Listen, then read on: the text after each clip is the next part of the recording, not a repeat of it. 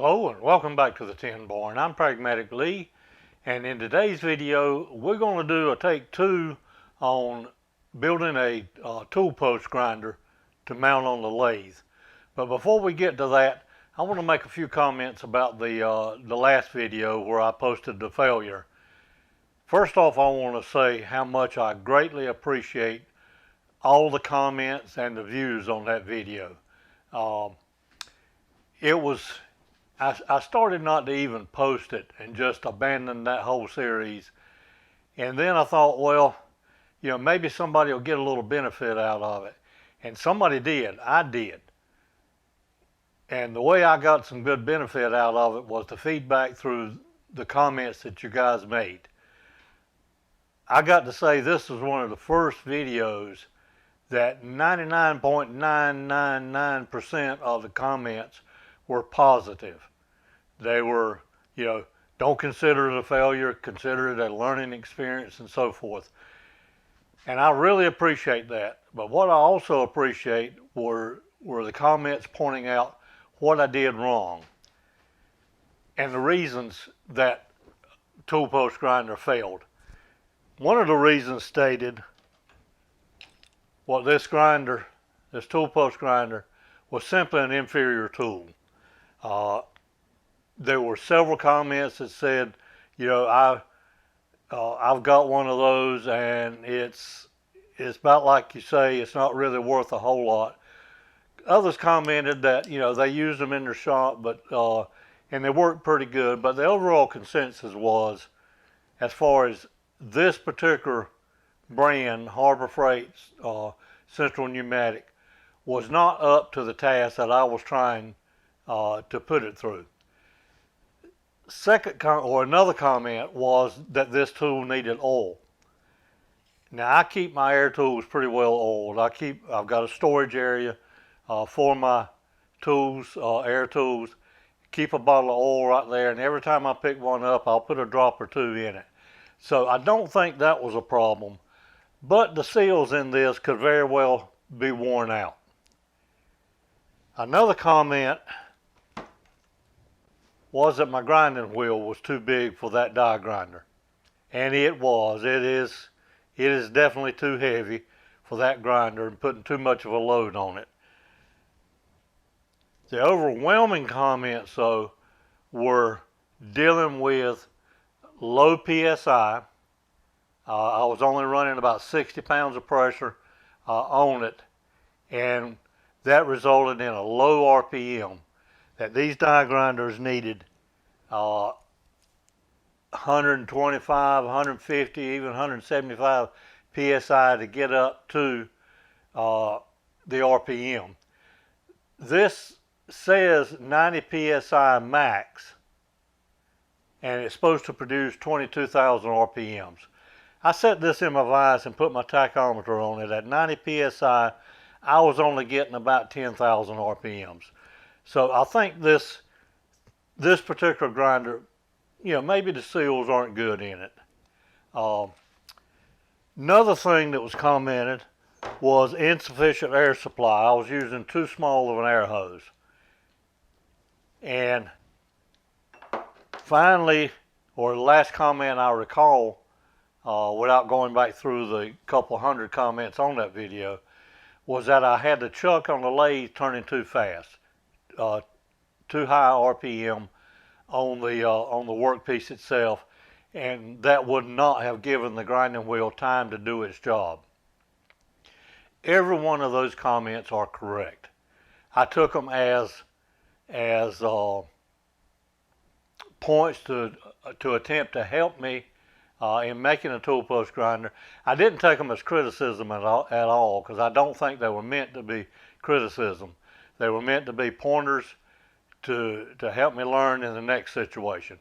I will say the reason I was using a low RPM and or low PSI, which resulted in a lower RPM, this particular grinding wheel that I picked up is only rated at 3450 RPM.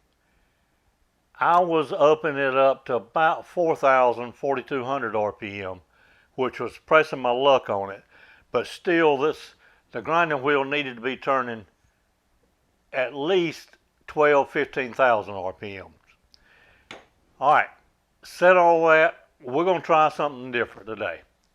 I got to thinking about, do I want to try to redo that? Do I want to get a higher quality grinder? Or do I want to go a different way? And I'm going to go a different way. Several of you commented in that video that you wished I had showed the videos of making the mount for it. The milling out the dovetail and boring out the hole and so forth.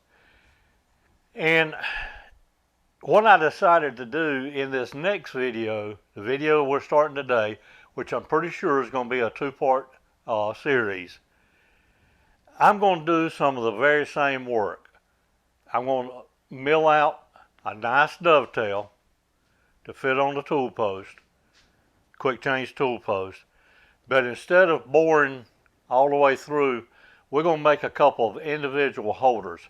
Let me get the camera a little closer to the workbench and I'll show you the idea for the mount and what I'm going to be using in this tool post grinder build. Alright, for this die grinder build, what I'm going to be using is yet another Harbor Freight tool. This is the Hercules brand, which is getting good reviews on YouTube. But this is an electric. I decided to go with electric versus air for a couple reasons. One, this is not nearly as loud.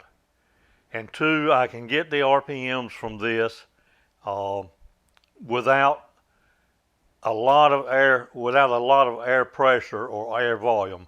I do have a 60-gallon compressor which produces plenty of air for here in the shop, but other comments on that previous failure video pointed out that these die grinders consume a lot of air.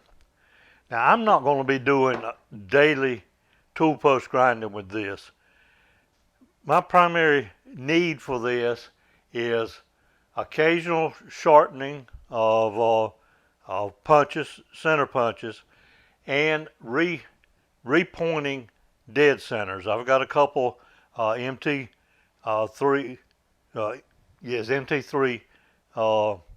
dead centers that the point is worn out on them or blunt and need to be dressed up, and that probably occur about once a year. But this is what we're going to attempt to make this tool post grinder out of.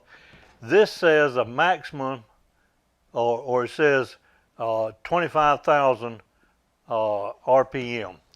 I'm not sure it gets quite that much, but I have tested this rock here. I got some smaller rocks as well. I've tested it against an old broken end mill, and it works good on that. It makes a good grind. Now the way we're going to mount this, instead of a hole all the way through, and instead of trying to bore this one out to fit that, I've got very little space left on the top and bottom of this. And if I were to bore this out big enough for that, I wouldn't feel comfortable with the structure on there. So I think what I'm going to do is take a couple pieces like this, bore a hole that this will go through, take another one and bore it to the size down here. This handle is tapered a little bit, so the through holes in these two won't be quite the same. Let me back this up a little bit. I also connect these two holders with a cross bridge. And on that cross bridge, I'll use this 1 inch by 1 inch, which will be mounted on that, and we'll cut the dovetail in this. Now in today's video, basically what I think I can probably get accomplished in this one is the holes drilled and tapped to mount the two holders to the bridge here, and the hose bored in here. We're going to do that on the lathe with the 4-jaw chuck. So I'm going to do a little layout of the hose here, and then then I'll meet you over at the mill, and we'll drill some holes right quick. But the main gist of this video is going to be boring these holes to fit this shaft. Over at the mill now, and I've got the piece I'm calling the bridge. I've got it mounted in the vise. We're going to use the edge finder, find the various edges, move in this case, 1/4 of an inch, drill a couple holes, come to this side, do the same thing. Then we'll put a couple holes in the middle that the dovetail block will attach, where it will attach. I'm not going to try to narrate every hole. I think you can easily see what I'm doing here.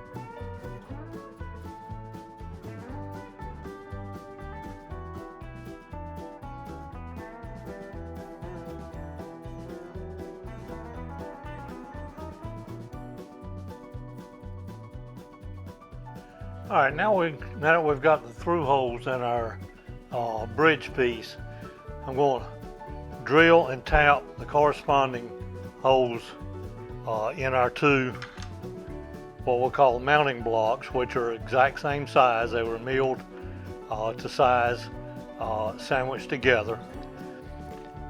We'll drill and tap them. Then we'll drill and tap for the block that the dovetail is going to be cut into.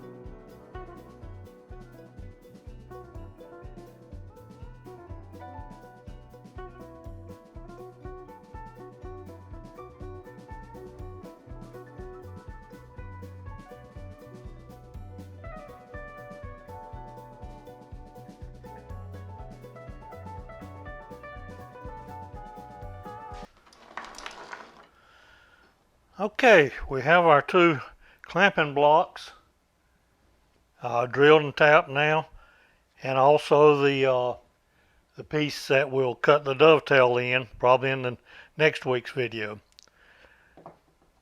But of course, this will set on the quick change tool post, and the electric die grinder will go through these two brackets here.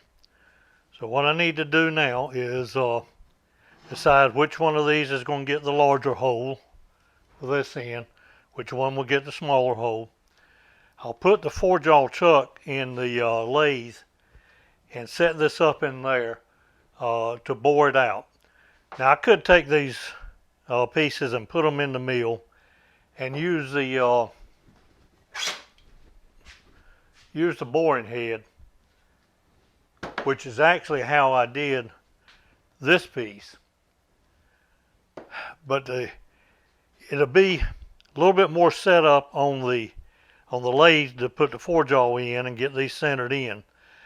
But it'll be a whole lot quicker doing the boring because I don't have to shut the machine off or anything. Of course, using the boring head, you make one pass, then advance it maybe 50 thousandths or so, make another pass, and so forth. But the biggest reason is that I want to use the lathe. It'll be much easier to test fit than it would a single piece of this sitting in the mill vise. I wouldn't be able to. I could test this small end, but not the larger end. In the lathe, I should be able to test both. So I'll bring you right back when we're getting ready to get set up in the lathe. One thing I want to point out to you before we do start on the lathe over here, though, you're going to be seeing it from a different angle this time. I'm going to try this little mount up here. I've had overhead camera mounts that would face down on. I've used them from the tail end, but I think you'll be able to see better from a little mount up here. And like I say, you'll be seeing it like you're standing behind the lathe.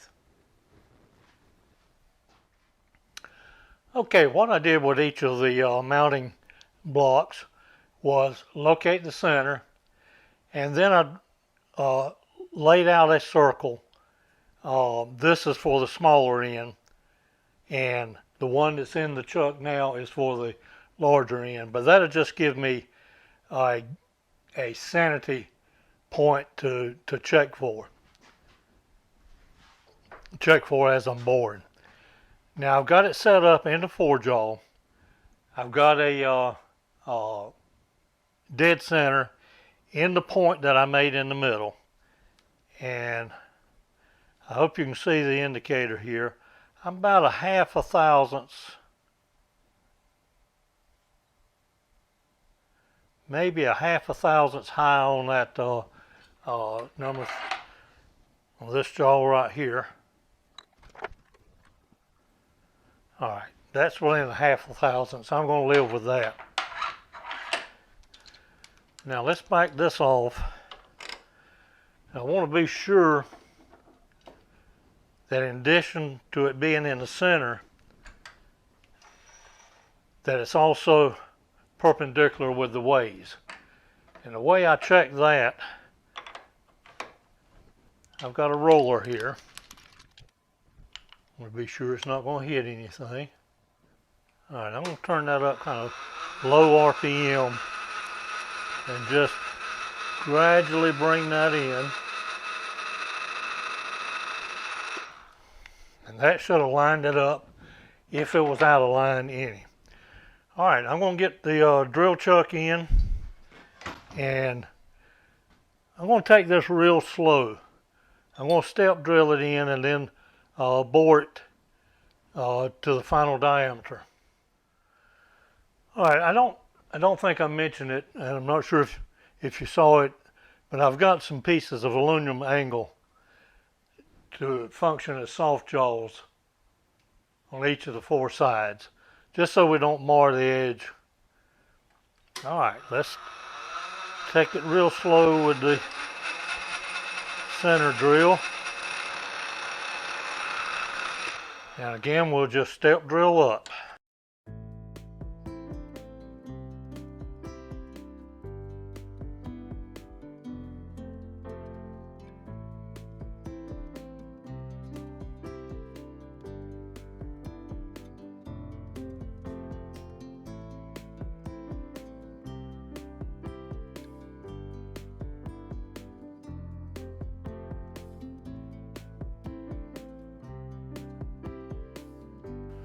All right, I'll give that a look again.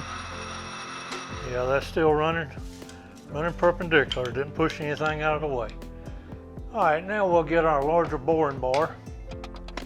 And we still got probably 3/8 of an inch on each side here, at least 300 thousandths on each side. So we got a little ways to go.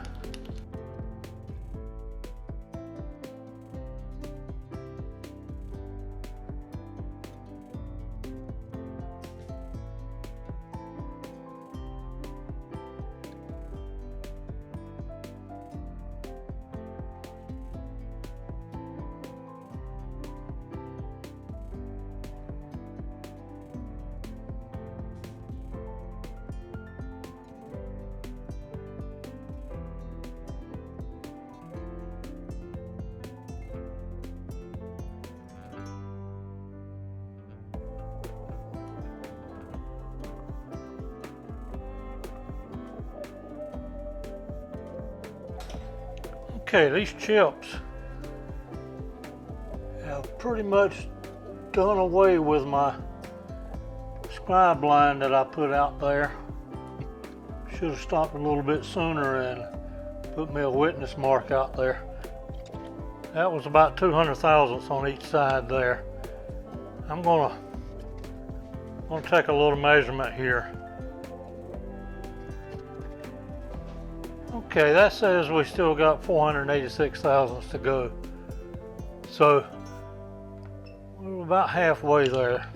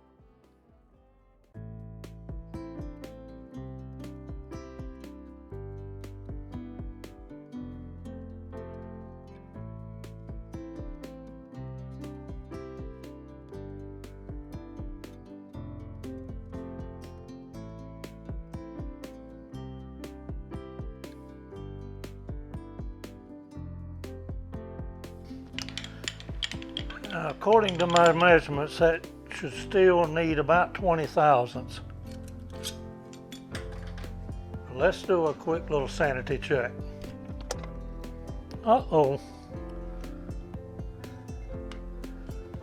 I checked this to see that the bore, it would go in the bore of the lathe and the bore of the 3-jaw chuck that was on there, and it would, but it won't go in the 4-jaw. So I'm just gonna have to trust my measurements, I reckon. Let me do one more measurement here. 1.826, that's the same thing I measured before I started this boring. 1.809. That's 17 thousandths, it says. And again, we're not fitting a Morse taper in this. We just want it snug up on.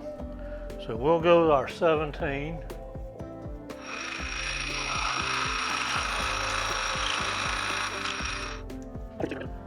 Not sure if you can see in there, but this particular piece of aluminum that I'm using here is pretty gummy, and there's a big chip on the back of that. So what it's doing is creating something like this, pushing it out the back. Sometimes it breaks, sometimes it doesn't. But what I'm going to do is clean all that out make a couple spring passes with the boring bar, and then we'll take it out and do a test fit. Alright, got it out of the machine, got it deburred. It's just a little bit larger than what I had planned.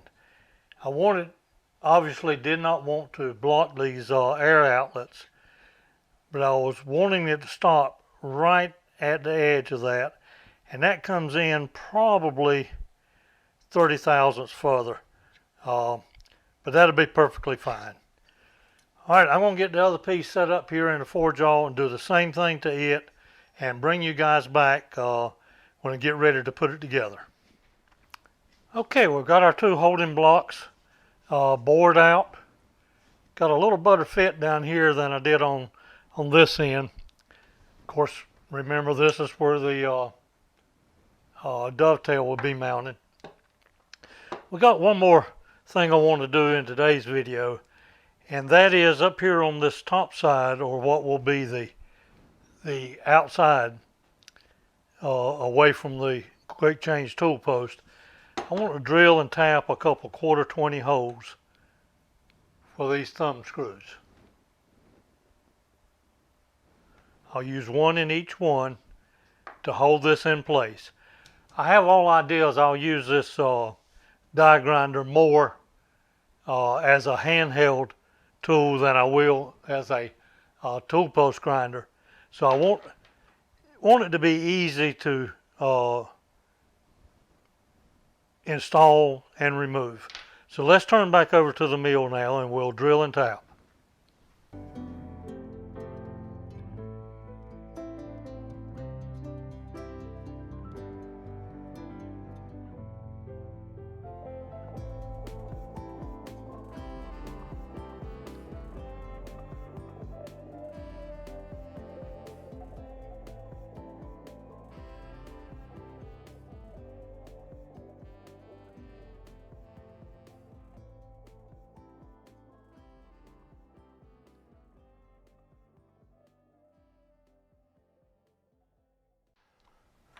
Alright, I'm going to clean some die chem off of this, deburr these last couple of threaded holes. Meet you back over at the workbench for a quick recap of today's video. Okay, I think this is about going to be a wrap for today's video. We got this part of our mount made. We got the bridge down here, and we got the two holding blocks. Got them bolted together. Got our thumb screws in the top to hold it in place. I think this is going to work out really good. Next week, in the next video, we'll take this block right here and we'll mill a dovetail out of that. I'll use one of my existing quick change tool post tool holders. I'll use it as a pattern, and I think it'll be interesting to you of how we measure this distance between the bottom of the V, the top of the V, and repeat it on this block. So come back next week and again we'll mill that out, mount that to it, and then what we're going to do is put this to the test. Win, lose, draw, fail, whatever, I'm going to video this in use for the first time. I like to use old end mills as punches where they're beyond shortening, especially these smaller ones. This is one, and well, these two have 45-degree angles on them, or 90 degrees compound. We'll put those into chuck and grind new points on them.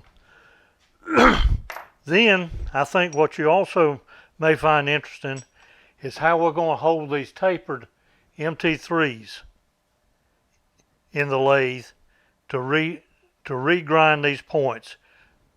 These points are very dull on here. This one's actually got some wear on the shoulder of here. So we're going to regrind them as well. Hope you've enjoyed this week's video. Take care, and I'll see you on that next one.